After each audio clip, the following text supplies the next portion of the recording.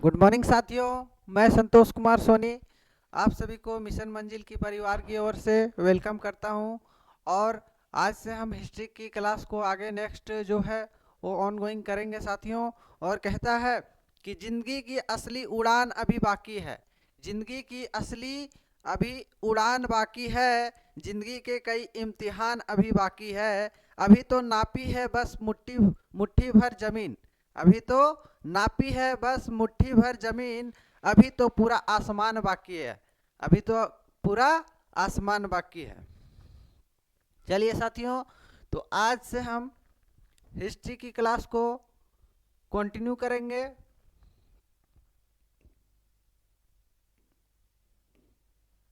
चलिए देखिए, यह है हिस्ट्री, इतिहास। इतिहास में हमने स्टार्ट कर दिया था medieval medieval history. Medieval history और मेडिएवल हिस्ट्री में हमने देखा था क्या? मध्यकालीन भारत। मध्यकालीन भारत। और मध्यकालीन भारत जो होता है शुरू, वो दो फेज में। एक तो आप लिख लीजिए कि ये सेवन्थ सेंचुरी से लेकर 12th सेंचुरी एडी तक चलता है। और इसी को हम लोग प्री मेडिएवल कहते हैं। प्री मेडिएवल इंडिया कहते हैं। प्री मेडिएवल इंडिया, पूर्व मध्यकालीन भारत कहते हैं।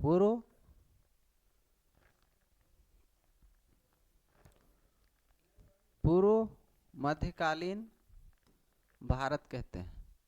और अभी हम लोग पूर्व मध्यकालीन भारत ही चल रहे हैं, यानी 7th सेंचुरी से लेकर 12th सेंचुरी तक चलेंगे। और यदि पूरा मेडिएवल का बात करें तो 12th सेंचुरी से लेकर 12th सेंचुरी से 1707 तक ये सेकेंड फेज होता है मेडिएवल का। ये मेडिएवल हिस्ट्री जो होता है यहाँ से शुरू होता है एक्चुअल में मेडिएवल हिस्ट्री। ठीक है, तो आज का टॉपिक्स हमारा ये है north Indian dynasty. North Indian dynasty. ये बहुत सारा किताब में नहीं मिलेगा, लेकिन पढ़ना है। नॉर्थ इंडियन डायनेस्टी, इसको हम लोग बोलते हैं उत्तर भारतीय राजवंश। उत्तर भारतीय राजवंश। उत्तर भारतीय राजवंश। अब देखिए उत्तर भारतीय राजवंश क्या है साथियों, तो इस टॉपिक्स को हम लोग देखेंगे। और ये टॉपिक्स हमारा रहेगा। ठीक है, north Indian dynasty. North Indian dynasty में क्या आता है, तो देखिए एक आता है गुर्जर प्रतिहार। वो देखिए, जब हम गुप्ता डायनेस्टी चल रहे थे तो गुप्ता डायनेस्टी में क्या होता है कि सबसे ज़्यादा जो इम्पोर्टेंट साइट होता था वो मगध हुआ करता था। क्या हुआ करता था? मगध। क्योंकि मगध जो है उस समय बहुत ही ज़्यादा इम्पोर्टेंट साइट हुआ करता था। और मगध की राजधानी पाटलिपुत्र हुआ करती थी। ठीक है, तो जितना इम्पोर्टेंट मगध का था उतना ही इम्पोर्टेंट अब प्री मेडिएवल इंडिया में किसका होने वाला था? कन्नौज का होने वाला था। ठीक है साथियों, तो ये कन्नौज के लिए अब जो है वो बहुत सारे राजा जो है स्ट्रगल कर रहे थे। तो उन्हीं राजाओं का नाम हम जानेंगे इसमें, और किन्होंने कितना स्ट्रगल किया, किनको जीत मिली किनको हार मिली, वो सब जानेंगे। तो 3 पावर जो थी वो वहाँ पे स्ट्रगल कर रही थी। 3 पावर्स। और वो 3 पावर्स कौन कौन सी थी? इसको बोलते 3 शक्तियाँ थी जो उस समय वहाँ पे स्ट्रगल कर रही थी। अब वो 3 शक्तियाँ थी, एक था गुर्जर प्रतिहार। गुर्जर प्रतिहार, प्रतिहार। और इनका टेरिटरी कहाँ था? तो गुजरात और राजस्थान, गुजरात और राजस्थान, गुजरात और राजस्थान इनका टेरिटरी था। टेरिटरी मतलब क्षेत्र। टेरिटरी मतलब क्या होता है साथियों? क्षेत्र होता है, क्षेत्र। इनका क्षेत्र कहाँ हुआ करता था? गुजरात और राजस्थान। दूसरा था पाल डायनेस्टी, पाल डायनेस्टी। ये पाल डायनेस्टी जो था, पाल वंश, इसको बोलते हैं गुर्जर प्रतिहार, गुर्जर प्रतिहार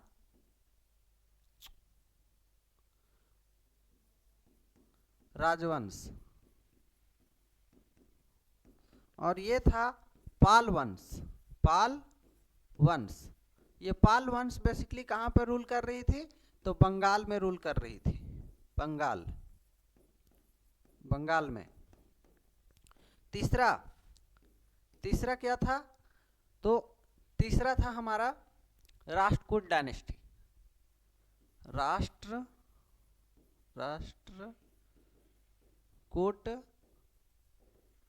डायनेस्टी, डायनेस्टी। और इनका टेरिटरी जो था बेसिकली कहाँ था? डेक्कन था, डेक्कन, डेक्कन, दक्कन, ठीक है, दक्कन था, ठीक है। अब देखिए क्या है कहानी। तो इसमें से प्री मेडिएवल इंडिया में जो कन्नौज था, कन्नौज, कन्नौज का अब जो है वो कन्नौज के लिए संघर्ष होने लगा। कन्नौज कहाँ पे आता है साथियों? तो ये बेसिकली उत्तर प्रदेश में आता है, उत्तर प्रदेश में आता है, ठीक है। और देखिए ये कन्नौज जो था, जिस प्रकार मगध जो है इंपॉर्टेंट साइट हुआ करता था गुप्ता डायनेस्टी के बाद, जब पुष्पभूति वंश का अंतिम हिंदू राजा जो हर्षवर्धन है वो राज कर रहा था, यानी कि रूल कर रहा था, उस समय जो है मगध जो है बहुत ही इंपॉर्टेंट साइट हुआ करता था। और इसी प्रकार से प्री मेडिएवल इंडिया में कन्नौज का जो है वो ज़्यादा इंपॉर्टेंस बढ़ा। तो कन्नौज के लिए जो है स्ट्रगल होने लगा, स्ट्रगल हुआ, स्ट्रगल हुआ, यानी कि संघर्ष हुआ। तो संघर्ष कितने राजाओं के बीच में हुआ? 3 राजाओं के बीच में। कितने राजा? बिटवीन 3 रूलर, 3 रूलर्स के बीच में, ठीक है। हाँ, अब देखिए प्रतिहार, गुर्जर प्रतिहार, प्रतिहार रूलर उस समय, डेट टाइम, डेट टाइम उस समय, इसमें से प्रतिहार रूलर, प्रतिहारा रूलर, उस समय प्रतिहार रूलर वाच कौन सा था? प्रतिहार राजा, यानी कि शासक, प्रतिहार शासक उस समय कौन था? तो प्रतिहार शासक जो था उस समय वत्सराज था, वत्सराज, ठीक है, इसको बोलते हैं वत्सराज, ठीक है।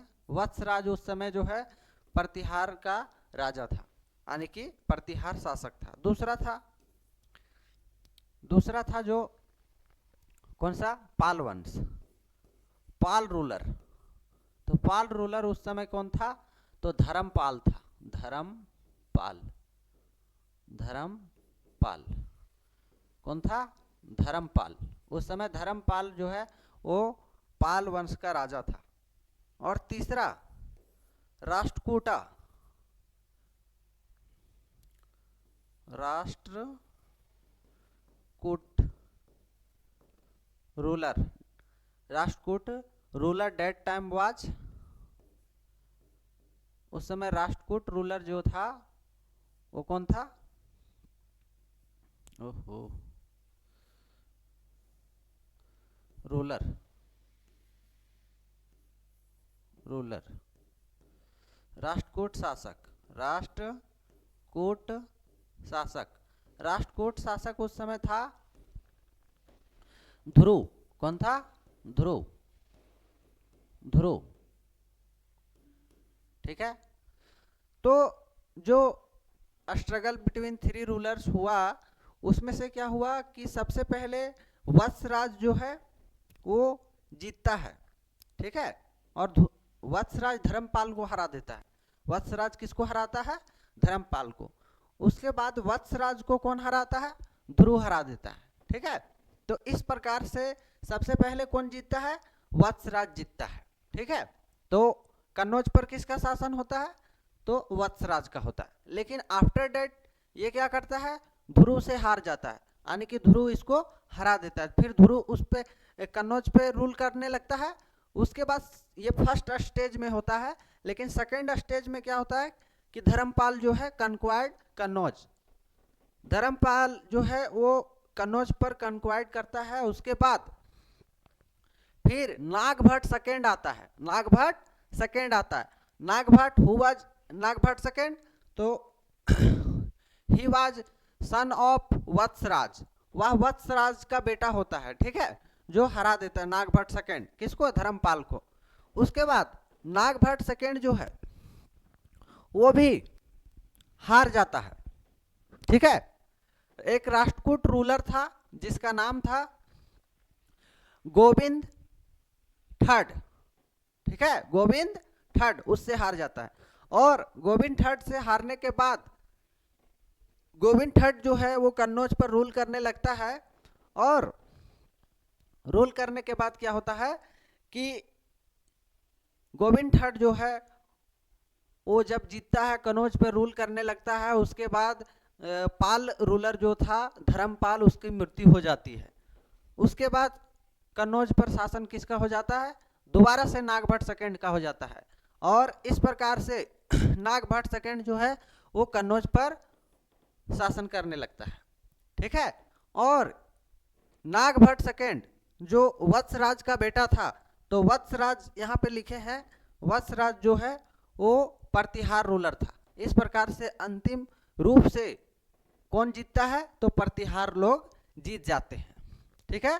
और गुर्जर प्रतिहार जो है, गुर्जर प्रतिहार जो है वो सेकेंड स्टेज में जीतने के बाद गुर्जर प्रतिहार का रूलिंग पीरियड स्टार्ट होता है। तो चलिए हम लिखने का प्रयास करते हैं। ये समझ चुके होंगे आप। देखिए,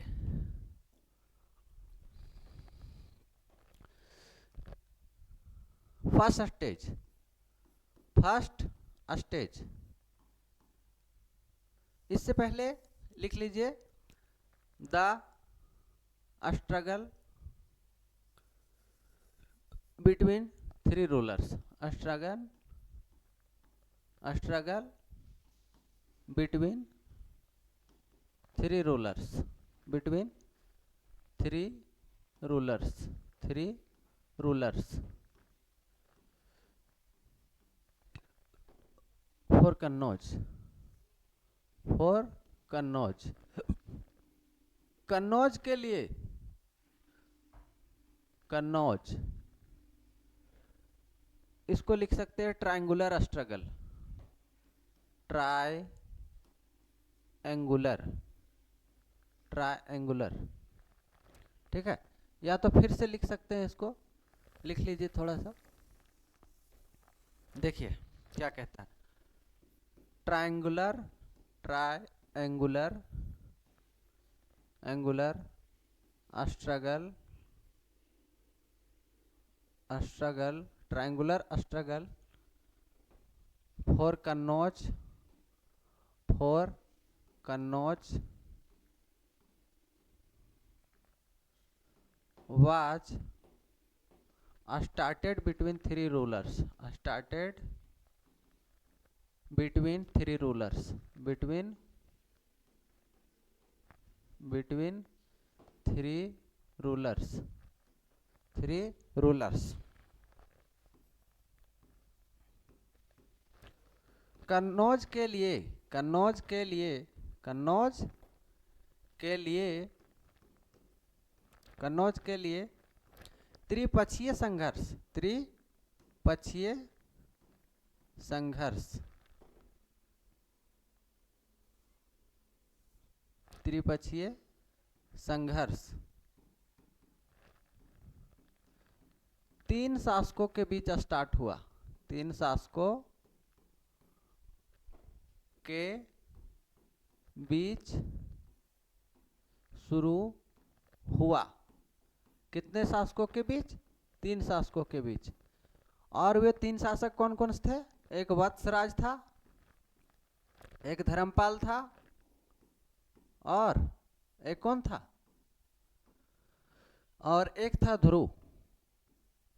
कौन था? ध्रुव। यह है ध्रुव और यह है धर्मपाल, और ये कौन है?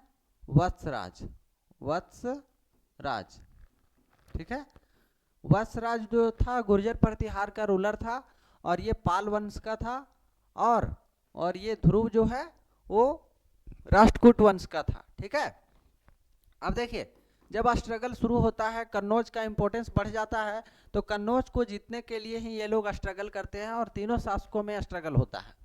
और in the first stage, in the first stage of this struggle, stage of this struggle,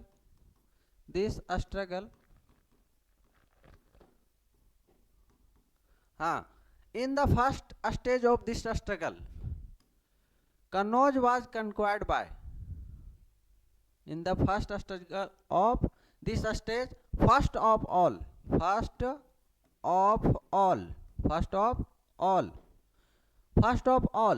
मतलब सबसे पहले कौन जीतता है? वत्सराज डिफीटेड धर्मपाल, धर्मपाल को हराता है, and conquered Kannauj, and कन्क्वायर्ड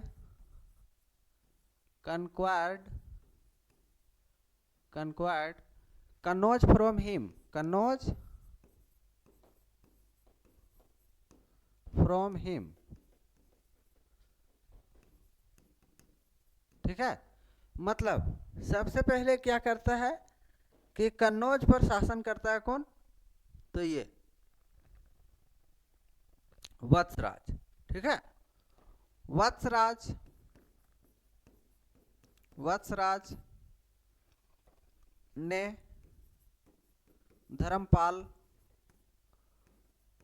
Dharmpal को हराकर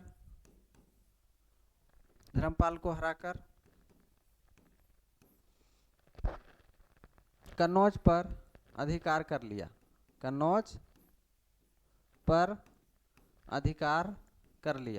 यानी कि फर्स्ट स्टेज में क्या करता है? धर्मपाल को हरा कर अधिकार कर लेता है कन्नौज पर। दूसरा, आफ्टर दैट इसके बाद वत्सराज जो है, आफ्टर दैट यहां लिख दीजिए ध्रुव डिफीटेड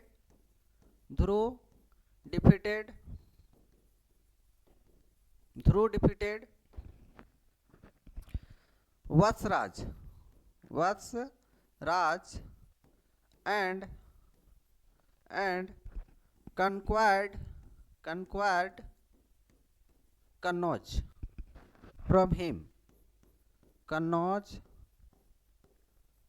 from him, मतलब इसके बाद क्या होता है?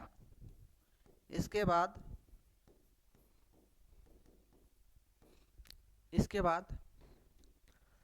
ध्रुव वत्सराज को हराकर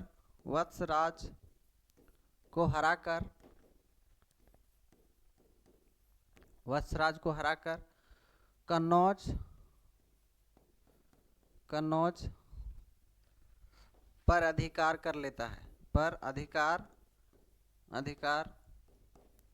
कर लेता है, ठीक है। अब देखिए पहले स्टेज में क्या होता है कि वत्सराज जो है वो धर्मपाल को हराता है, यानी कि सबसे पहले वत्सराज जो है वो कन्नौज पर रूल करता है।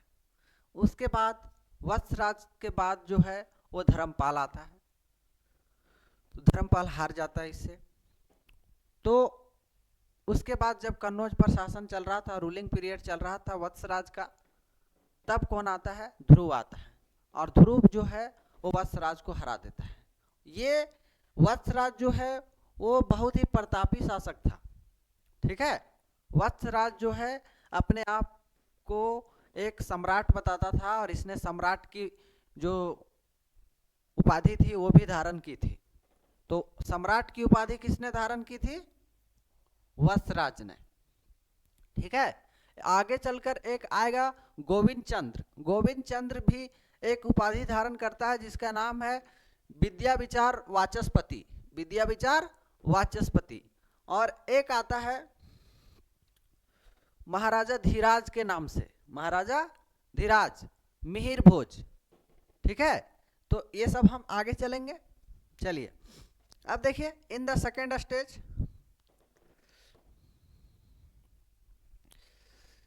सेकेंड स्टेज इसको बोलते हैं द्वितीय चरण,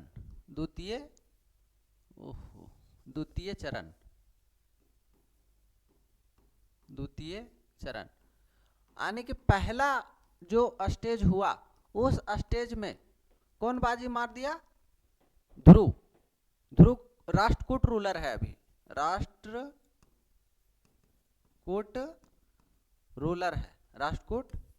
रूलर है, ध्रुव नाम है, ध्रुव, ठीक है, ध्रुव नाम है। तो फर्स्ट स्टेज में कौन जीता, ये जीता, फर्स्ट स्टेज में ये जीत गया। अब सेकेंड स्टेज में कौन जीतेगा, तो देखिए सबसे पहले क्या होता है सेकेंड स्टेज में, धर्मपाल कंक्वायर्ड, धर्मपाल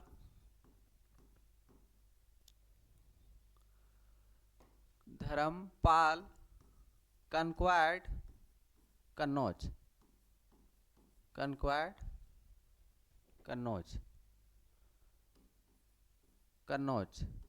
कन्नौज जो है, कन्नौज पर शासन किसका हो जाता है अब, तो अब धर्मपाल का शासन होता है, धर्मपाल कंक्वायर्ड कन्नौज, ठीक है। धर्मपाल ने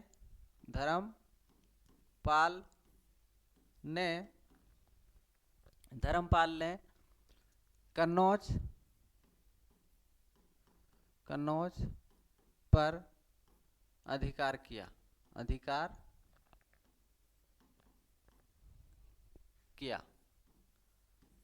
ठीक है। यानी सेकेंड स्टेज में सबसे पहले धर्मपाल आया, ठीक है। और धर्मपाल के आने के बाद आता है Nagbhat second. In the second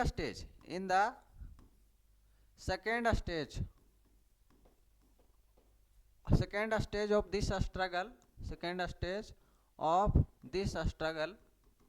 इस स्ट्रगल के द्वितीय चरण में, इस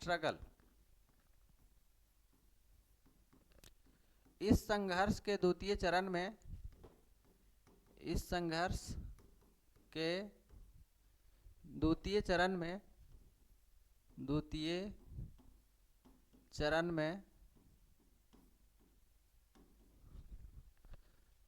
में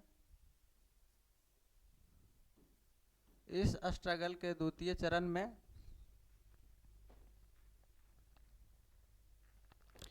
हाँ, Dharmapal was defeated by Dharmapal was defeated by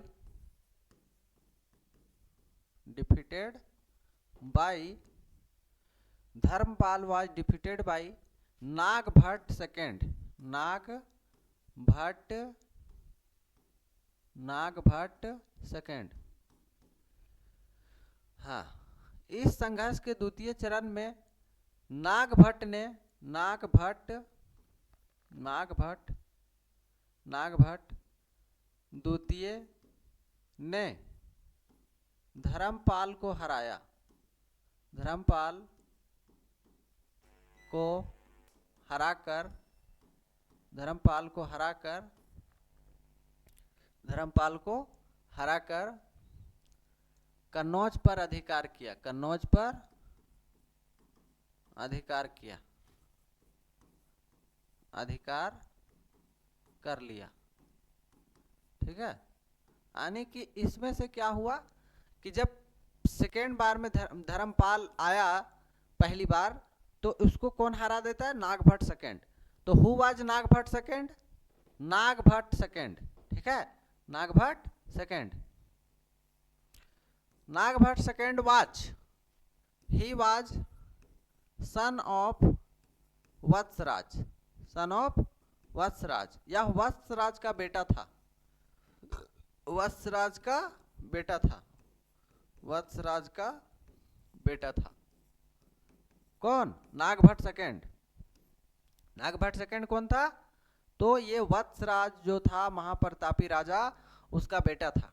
ठीक है, अब देखिए, after that after that after that after that Govind third of Rashtrakuta dynasty, Rashtrakuta dynasty, after that Govind third of Rashtrakuta dynasty defeated Nagbhat second. Nagbhat second को हरा देता है कौन? ये गोविंद थर्ड। ठीक है, हाँ। इसके बाद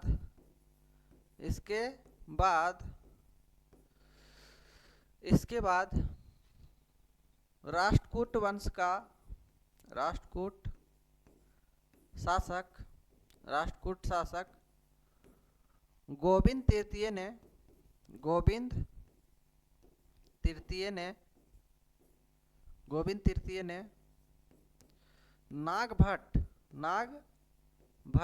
नागभट्ट सेकेंड को हराकर कन्नौज पर अधिकार कर लेता है। कन्नौज पर अधिकार कर लेता है।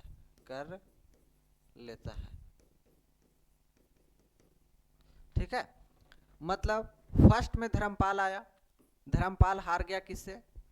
तो ये नागभट्ट सेकेंड से हार जाता है, और नागभट्ट सेकेंड से हारने के बाद नागभट्ट सेकेंड भी जो है गोविंद तृतीय से हार जाता है। ठीक है, अब नेक्स्ट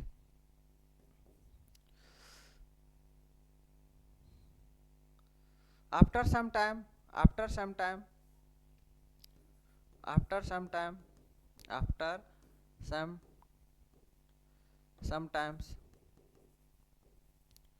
पाल रूलर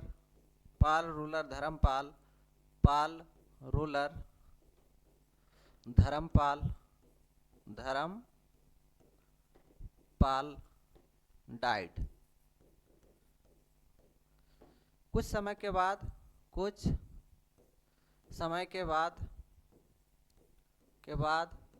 पाल शासक धर्मपाल की मृत्यु हो जाती है। धर्मपाल की मृत्यु हो जाती है।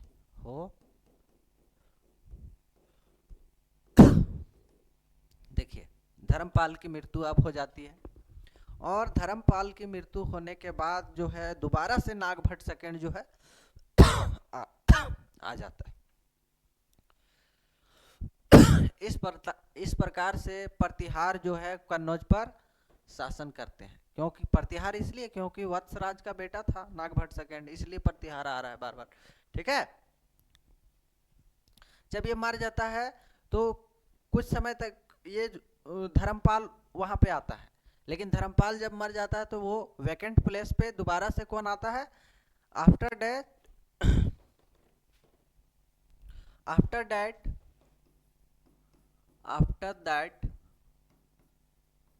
Nagbhat second, after that Nagabhata second conquered Kannauj.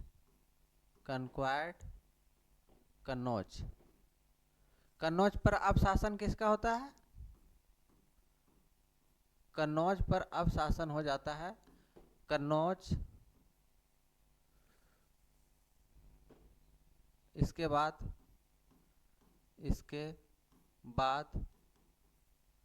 Kannauj पर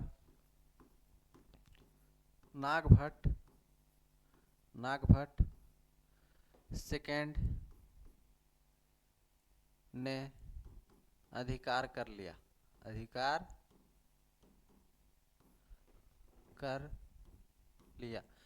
इस प्रकार से हम कह सकते हैं कि फर्स्ट स्टेज में जो है राष्ट्रकूट रूलर जो है ध्रुव जीत जाता है फर्स्ट स्टेज में, लेकिन सेकेंड स्टेज में प्रतिहार जीतते हैं। इस प्रकार से अब शासन जो है वो कन्नौज पर किसका आता है? तो प्रतिहार रूलर का आता है। प्रतिहार रूलर में नागभट्ट सेकेंड, ठीक है, नागभट्ट सेकेंड। तो फाइनली हम क्या कह सकते हैं? फर्स्ट स्टेज में कौन जीता? तो ध्रुव जीता। और ध्रुव किस वंश का था?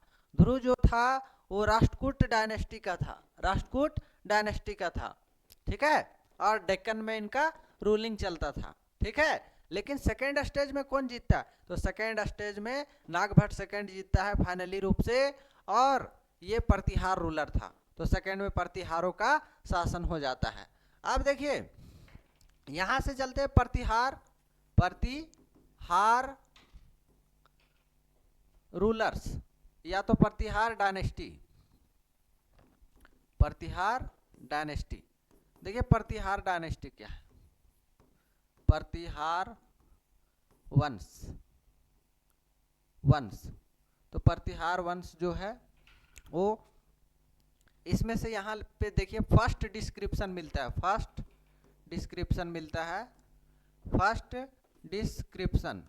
और ये फर्स्ट डिस्क्रिप्शन जो है यानी कि प्रथम उल्लेख मिलता है, और ये एहोल इंस्क्रिप्शन में मिलता है। एहोल इंस्क्रिप्शन में मिलता है।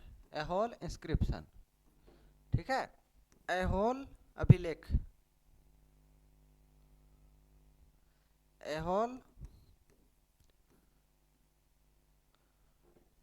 में मिलता है। एहोल अभिलेख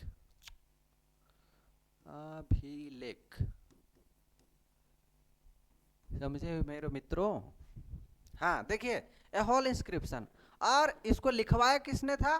तो पुलकेशिन सेकेंड ने लिखवाया था। पुलकेशिन सेकेंड ने लिखवाया था। पुलकेशिन सेकेंड, ये भी प्रतापी राजा था। पुलकेशिन सेकेंड, ये भी जो हर्षवर्धन को नदी पार नहीं करने दिया था, ठीक है, ये भी बहुत ही प्रतापी राजा था, ठीक है। जो अंतिम हिंदू राजा था पुष्पवती वंश का हर्षवर्धन, उसको नदी पार नहीं करने दिया था, ठीक है। अब देखिए इसमें से फर्स्ट जो अभिलेख एहोल इंस्क्रिप्शन है वो किसने लिखवाया? तो पुलकेशिन सेकेंड ने लिखवाया, और उसी के डिस्क्रिप्शन से हमें पता चलता है कि प्रतिहार रूलर जो थे। अब देखिए एक्चुअल फाउंडर कौन था? वास्तविक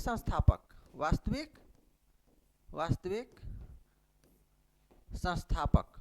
तो इस वंश का जो अभी हम पढ़ा रहे हैं संस्थापक, तो ये संस्थापक जो प्रतिहार डायनेस्टी का था, गुर्जर प्रतिहार बेसिकली इसको बोलते हैं हम लोग, गुर्जर प्रतिहार डायनेस्टी का हरिचंद्र था। कौन था? Harichandra,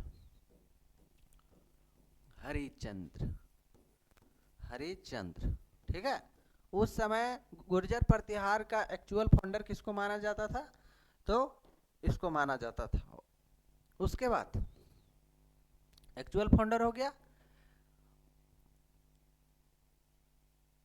first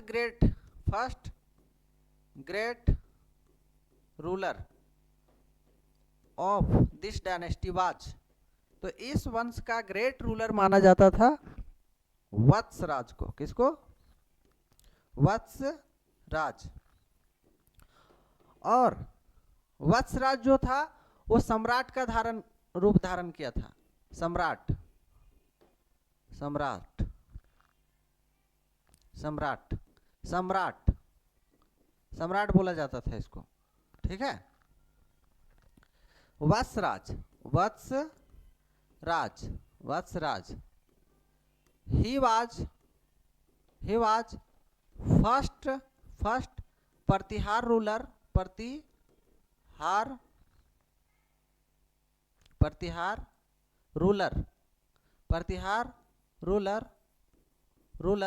who took the title of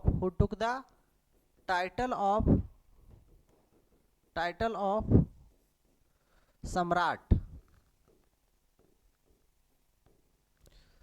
हाँ, वत्सराज प्रथम प्रतिहार शासक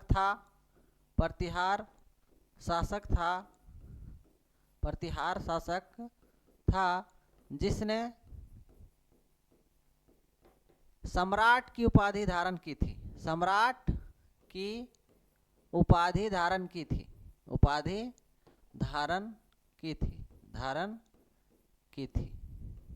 ठीक है। सम्राट की उपाधि धारण करने वाला कौन था? तो वत्सराज था, ठीक है, वत्सराज। और इसी का बेटा नागभट्ट सेकंड था, ठीक है, नागभट्ट सेकंड, ठीक है। और ग्रेटेस्ट रूलर, तो ग्रेटेस्ट रूलर में हम देख लीजिए, greatest ruler of this dynasty, greatest ruler तो नागभट्ट फर्स्ट। ग्रेटेस्ट रूलर कौन था? नागभट्ट। हाँ, नागभट्ट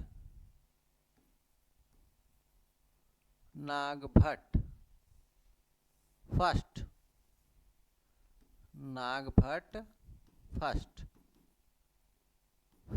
नागभट्ट प्रथम जो है ग्रेटेस्ट था, ठीक है, सबसे ज्यादा महानतम शासक था, ठीक है। इसको बोलते हैं महान शासक और इसको बोलते हैं महान शासक, इसको महानतम शासक, ठीक है। नागभट्ट सेकंड,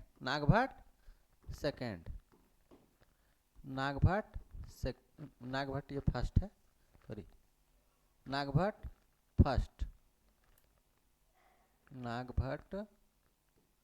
फर्स्ट है ये, ठीक है।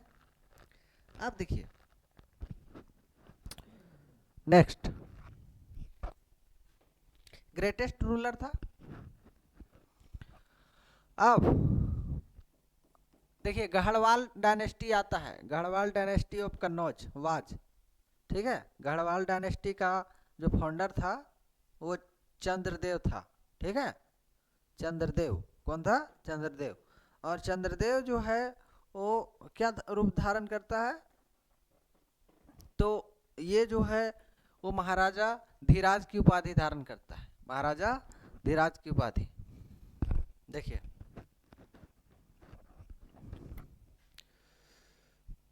यहां से थोड़ा सा देख लीजिए, आगे चल के ये आएगा, तो यहाँ पे लिख लीजिए मोहम्मद गौरी के बारे में भी, मोहम्मद गौरी आगे चल के आएगा, मोहम्मद गौरी और पृथ्वीराज चौहान, पृथ्वीराज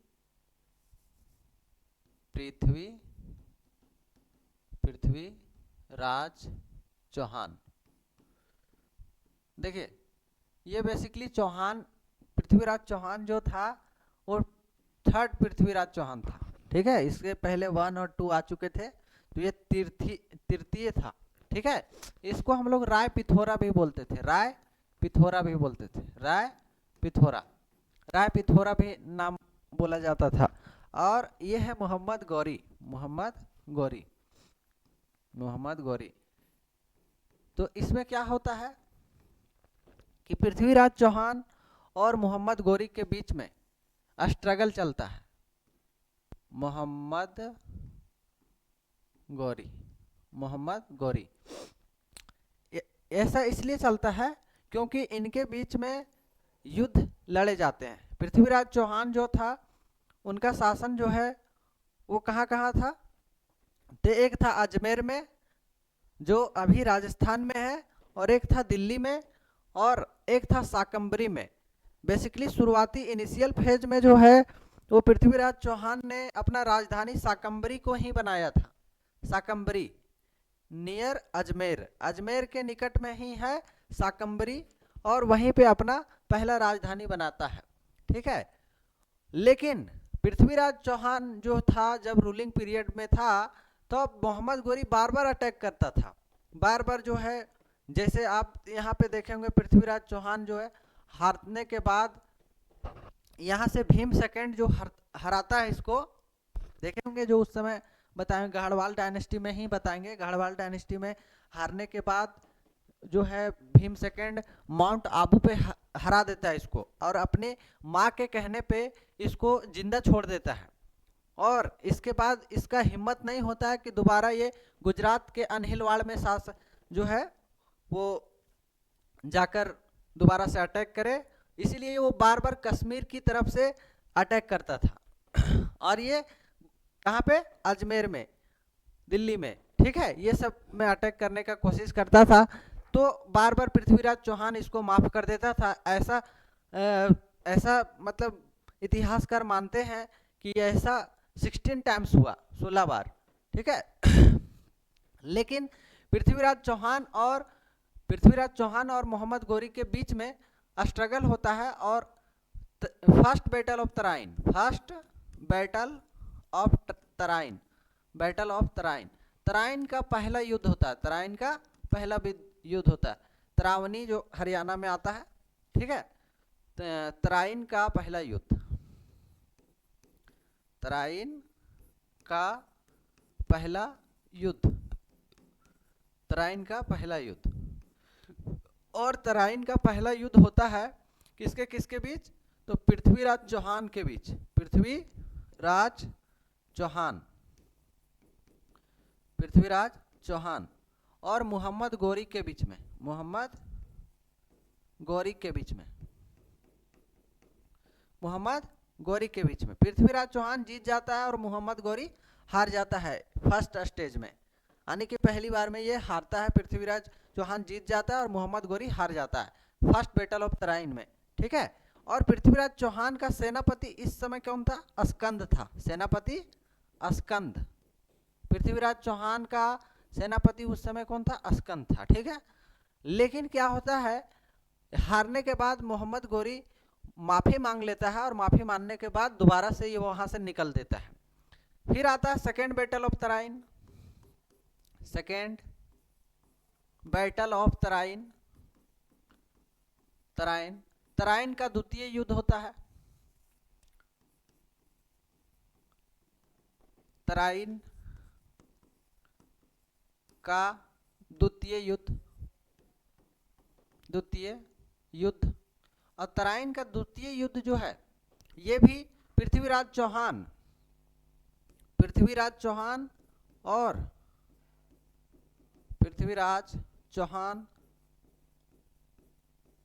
और मोहम्मद गौरी के बीच में ही होता है, मोहम्मद गौरी के बीच में होता है। लेकिन पृथ्वीराज चौहान जो था इस बार हार जाता है। ठीक है, और यह जीत जाता है मोहम्मद गौरी। ऐसा इसलिए हुआ क्योंकि बोलते हैं कि घर का भेदी लंका ढाहे। ठीक है, जयचंद जो था, देखिए थोड़ा सा, जयचंद जो गढ़वाल डायनेस्टी का लास्ट रूलर था, जयचंद्र,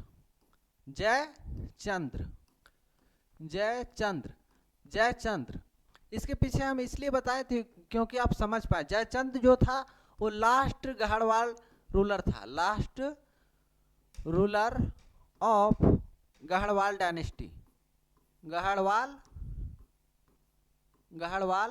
डायनेस्टी, गढ़वाल वंश का अंतिम हिंदू राजा था ये, अंतिम हिंदू राजा जयचंद्र था। ठीक है, और जयचंद्र की एक पुत्री थी जिसका नाम था संयोजिता। जयचंद्र की पुत्री एक डॉटर थी जिसका नाम था संयोगिता। ठीक है, संयोगिता। और ये संयोगिता जो है उनका स्वयंवर आयोजित हुआ था, विवाह के लिए स्वयंवर। ठीक है, संयोगिता। और इस स्वयंवर में सभी राजाओं को आमंत्रित किया गया, इनवाइट किया गया, लेकिन इस पृथ्वीराज चौहान को आमंत्रित नहीं किया गया।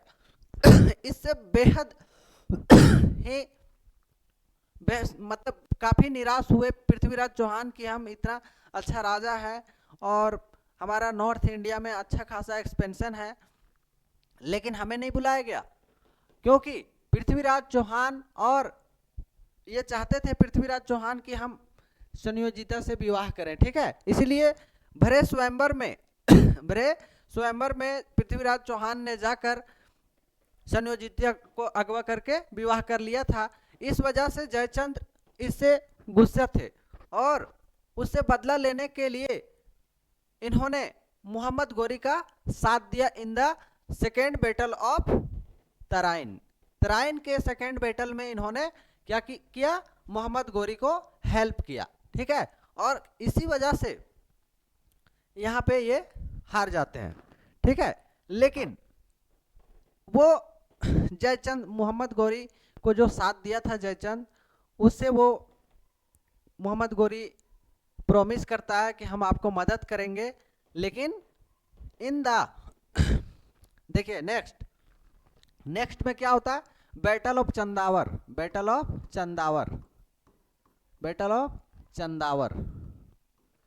चंदावर के युद्ध में जयचंद्र को भी हार का सामना करना पड़ता है। बैटल ऑफ चंदावर का युद्ध, और ये चंदावर का युद्ध होता है अबर मोहम्मद गोरी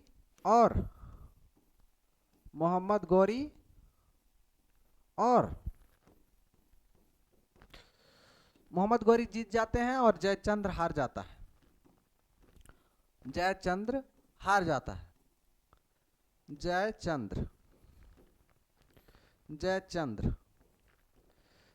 जयचंद्र अब देखिए ये मोहम्मद गोरी जो है वो इस समय इसको हराने के बाद इसको मार भी देते हैं, यानी कि मोहम्मद गोरी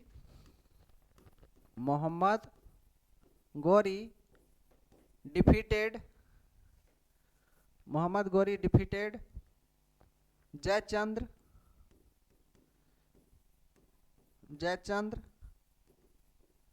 एंड किल्ड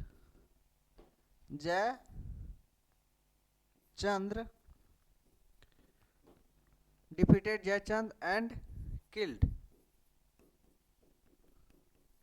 हाँ, जयचंद्र को हार का सामना करना पड़ता है और उन्हें जो है जयचंद्र जी को मोहम्मद गोरी मार भी देते हैं। ठीक है, तो इसमें से क्या आपको कंक्लूजन मिल रहा है कि देखिए हमारे हिंदू राजाओं ने ही बाहरी आक्रमणों का आह्वान किया और आने का मौका दिया। ठीक है, तो यहां से देखिए क्या है कहानी, पृथ्वीराज चौहान जो है इस समय हार जाते हैं और पृथ्वीराज चौहान के दरबार में एक दरबारी कवि हुआ करते थे।